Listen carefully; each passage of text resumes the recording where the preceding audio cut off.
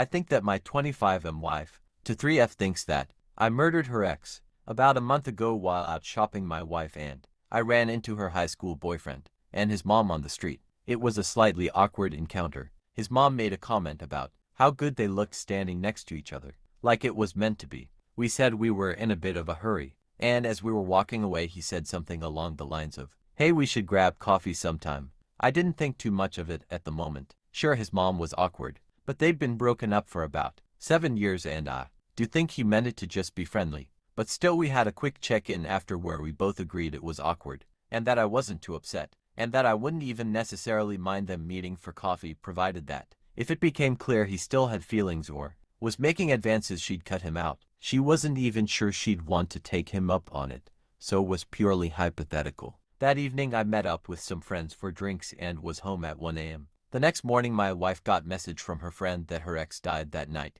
We got a few more details over the next couple days, but it seemed he suffered from epilepsy, and that night in freak accident had a seizure, fell and fatally hit his head. As far as I know there's no foul play suspected or criminal investigation, or anything like that. In the weeks since she started acting really strange, she hasn't been abnormally sad that he died, but more like cautious and fearful around me. She hasn't made any kind of direct accusation, but had been asking me a lot of questions about where I went drinking with my friends, who I was with, what time each person arrived and left, etc.